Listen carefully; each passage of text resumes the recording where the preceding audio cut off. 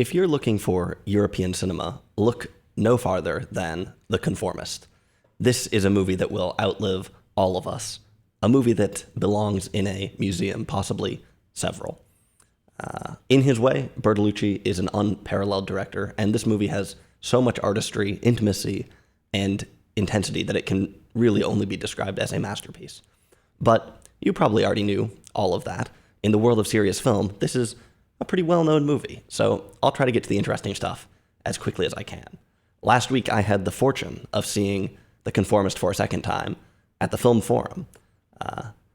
The second time I'd seen it, the first time at the Film Forum, just to be clear. This is a new 4K remaster of the film, and if you have an opportunity to see it on the big screen, drop whatever you're doing and go see it.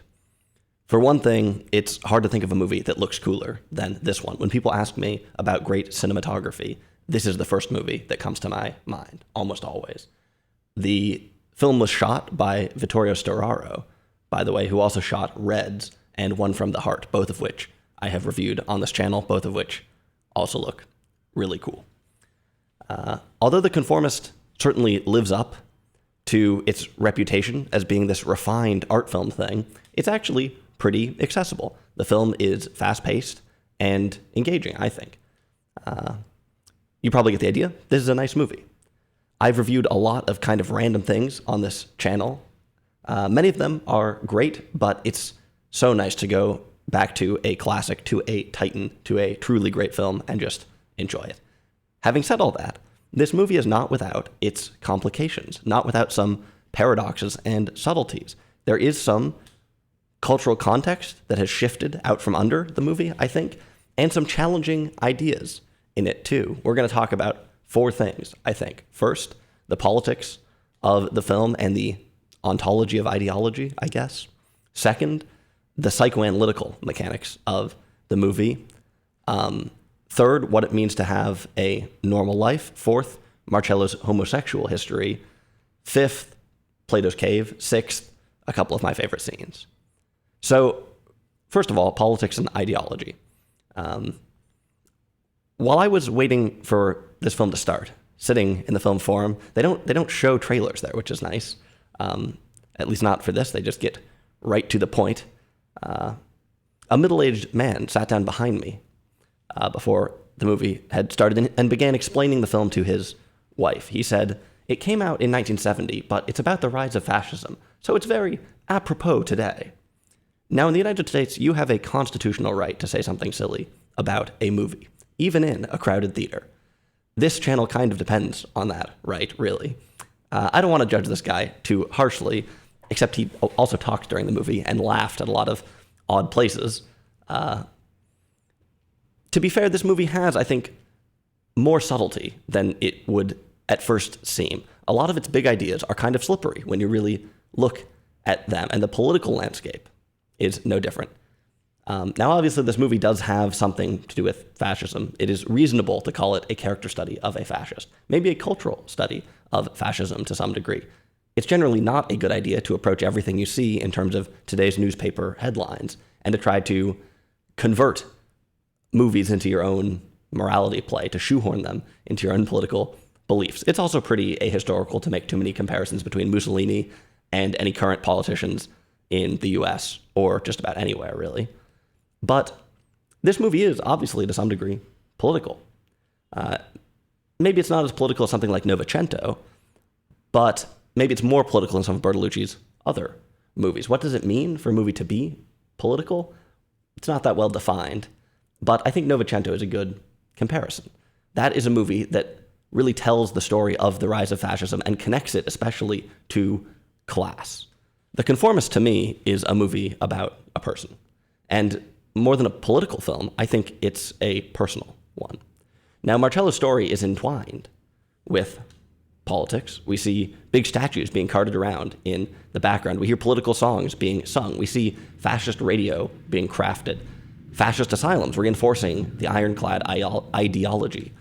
But what exactly is this ideology? Well, Bertolucci cuts away before Italo, the radio guy, can get very deep into his lecture. The movie almost spells things out for us at one point. When Marcello goes to an early interview to join the party, the man who's interviewing him, interrogating him, says that most people don't join the party because of ideology. And he suspects that for Marcello, it's not about the money either, but there's something personal. Something personal. In some ways, this scene sets the table for the whole movie, really. What is this reason? What is this personal thing? We're going to find out. We get a more thorough investigation than an interview could ever give us. In some ways, it's too thorough and doesn't really come away with many easy answers. When the interviewer says that Marcello has some personal reasons for joining the party, the guy behind me in the theater sighed knowingly, as if to suggest that today, anyone who doesn't share his political views must also have some personal problems that they are trying to compensate for. During the first half of the movie, a number of people laughed at Marcello's foibles and flaws. It seems like there were a lot of people there who came there to laugh at how silly fascists are, I guess, how shallow the fascist is. Now, fascism itself is bad, but there isn't actually much ideological debate in this movie. It seems like what a lot of people latched onto was simply how Marcello lives his life. They lavished in his hypocrisies, for instance. Now, I realize I'm giving the strangers in the theater a lot of hypothetical thoughts. It actually didn't annoy me as much as it might sound. It's very common for people to laugh at older stuff. There were things I laughed at in the movie, too. I think it has some jokes. And I've watched weird movies, old movies, in all kinds of situations with all kinds of people. So I'm very used to this. You should expect this kind of thing to happen. It's not really a big deal. Talking during the movie is not great. Anyway, you may see where I'm going with this. I think it's too easy to treat this movie just as poking fun at fascists, just to watch it to see Marcello's hypocrisies. And indeed, I think a lot of people started to catch on to this in the second half of the movie, which is in some ways a lot more serious.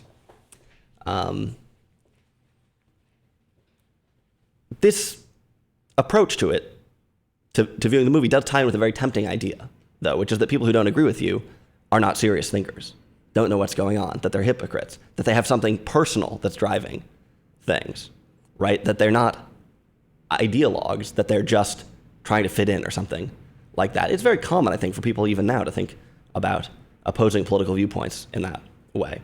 But things are almost always more complicated than that. For one thing, there were plenty of fascists who were very serious thinkers and who were deeply committed to their ideologies and who were not hypocrites in general.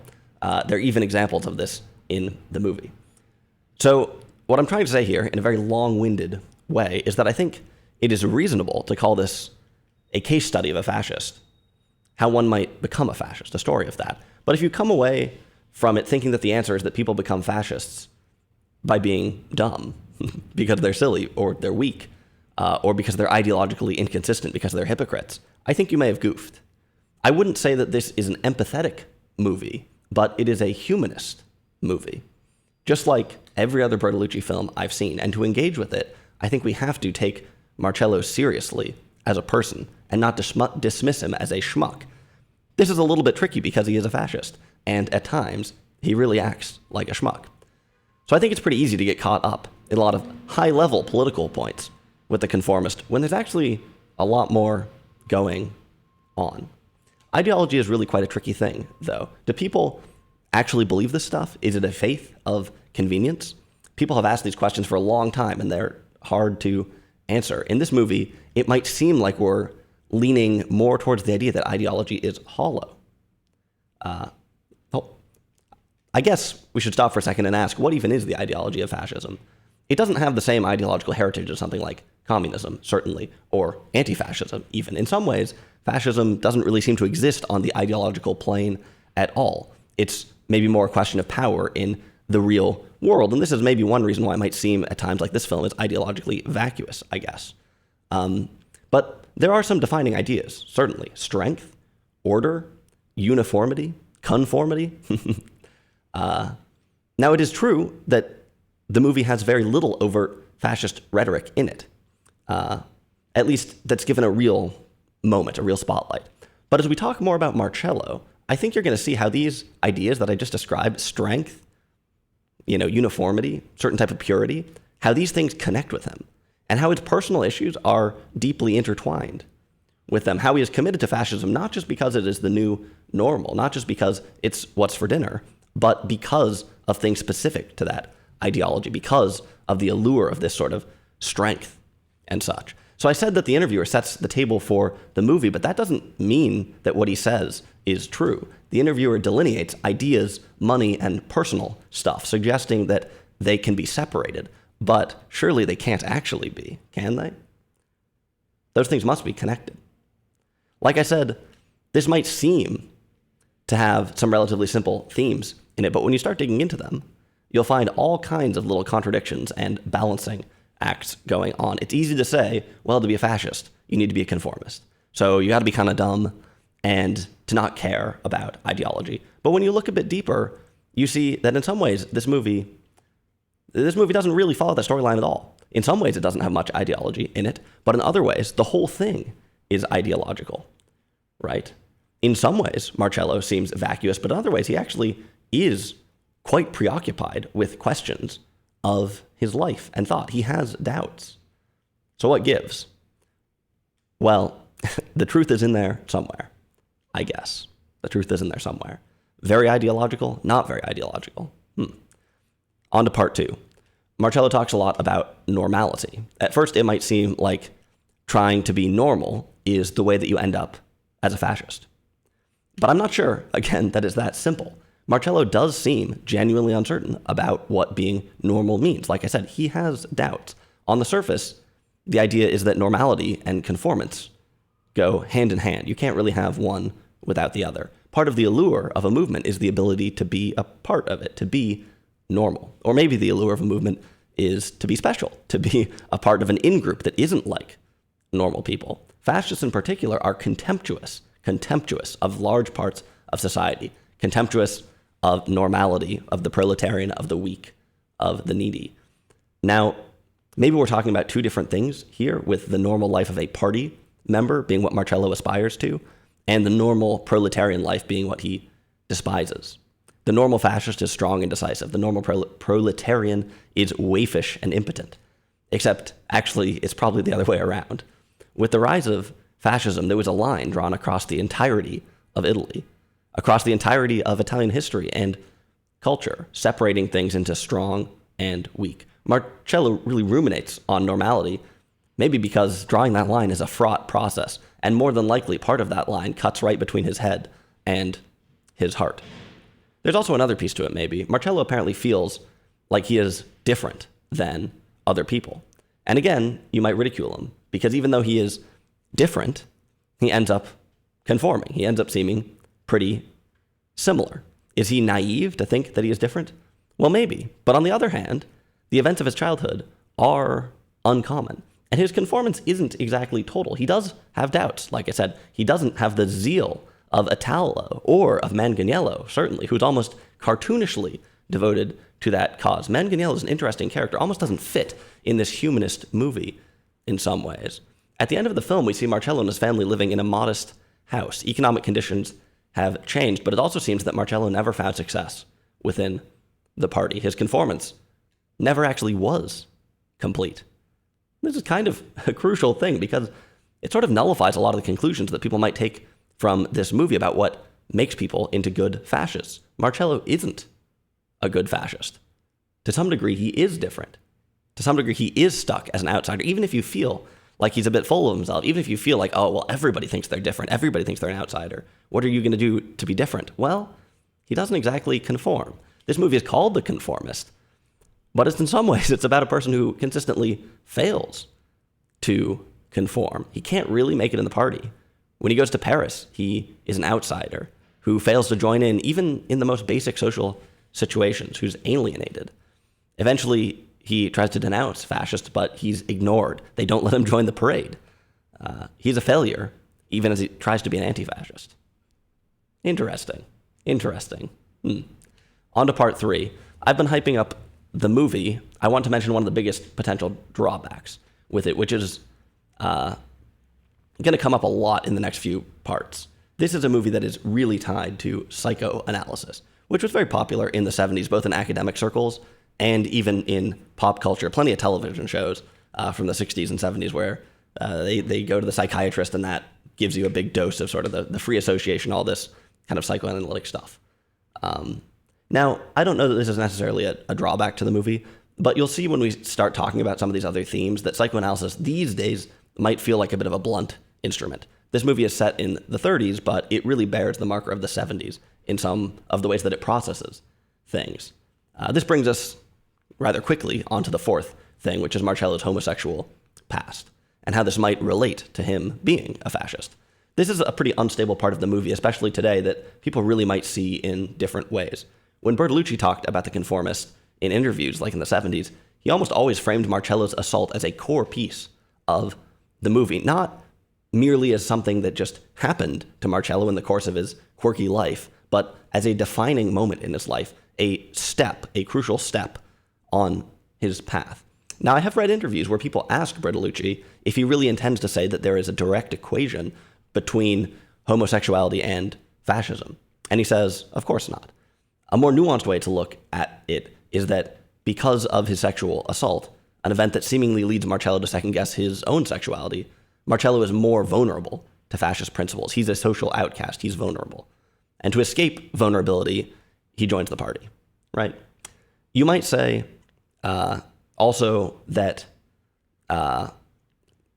his politics, the fascist stuff, is part of his logic of repression.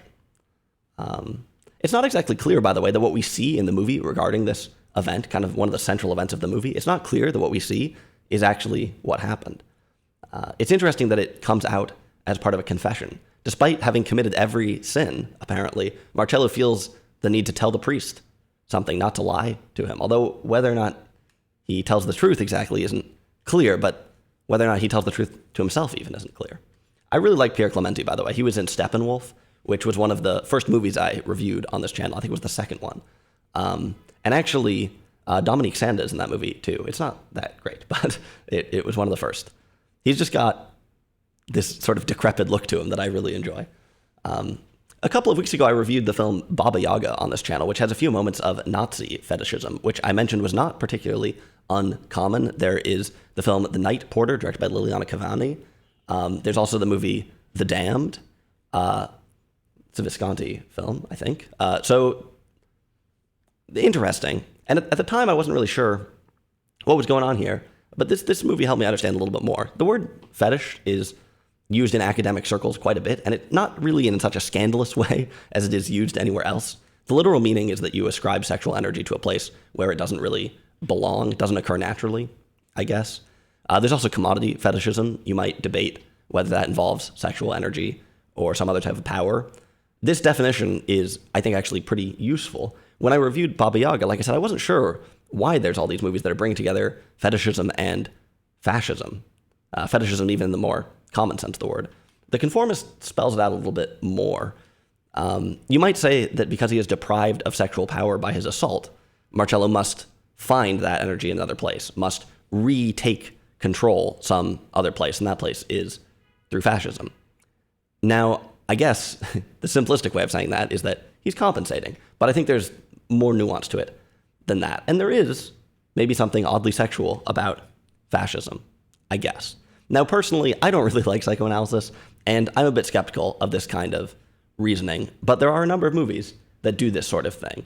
It seems that processing fascism through psychoanalysis was pretty common in the 70s. By the way, you can even find some hints in the style of this film, hints of psychoanalysis. This movie has a lovely nonlinear arrangement, feels really fresh, avoids all the early 2000s cliches of nonlinear television and such. I wonder why. And this style kind of reminds you of free association in a way. Now, another psychoanalytic angle to the film is parricide, the death of the father, the killing of the father. Marcello's father is in the asylum. His mother is alone in her dilapidated mansion. Or wait, his mother or his mother-in-law? I forget. This is a pretty common theme in Bertolucci's movies. Bertolucci's father was a poet. Honestly, this angle doesn't interest me that much, and I'm not really going to talk about it, but it's a pretty common point of discussion for people with this movie. Okay, we're moving on to the fifth thing, which is Plato's cave, which is probably the most overt philosophical thing in the movie. But again, maybe don't take it at face value. The easy reading is that fascists are simply out of touch with reality. They are being fooled, chasing shadows, etc. Now, I'm not here to tell you that fascism is good, but I think that that reading is a bit simplistic. For one thing, Plato's Cave is really an experiment involving ignorance, hinging on ignorance. You've got some guys in a cave who have never seen anything besides shadows. So that's their reality. For them, leaving the cave is an epiphany. It is immediately obvious that there is so much more out there, that there's a reality of such greater scale and color or something, right? The moment they leave the cave, they think, shoot, we've been had. It's an epiphany. This does not describe Marcello, who is really not ignorant.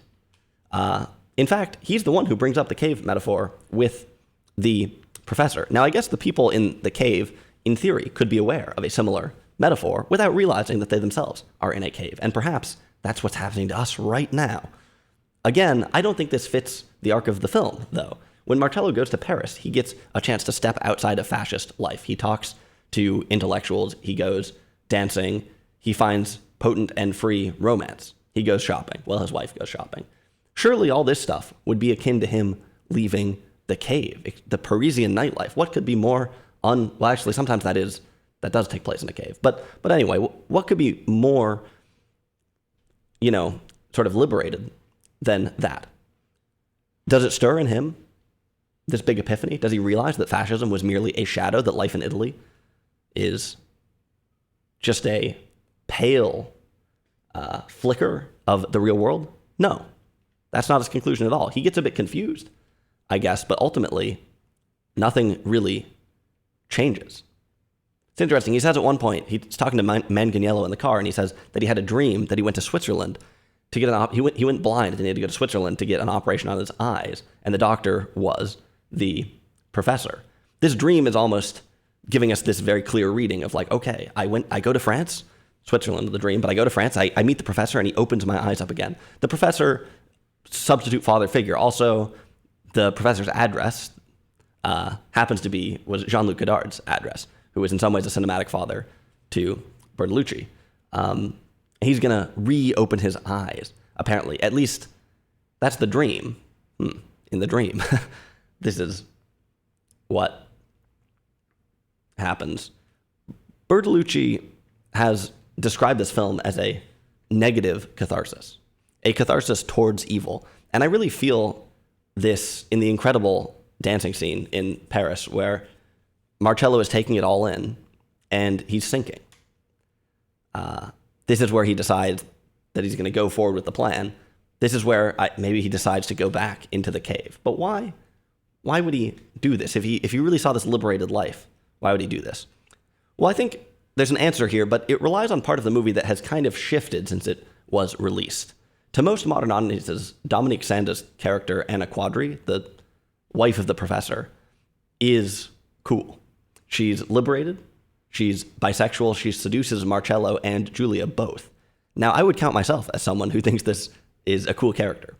But I think our feelings towards her, which might not have been as strong in 1970, overshadow a crucial detail of the film, which is that she and the professor lead a decadent lifestyle. Remember, they're going out to spend some time in this big country house.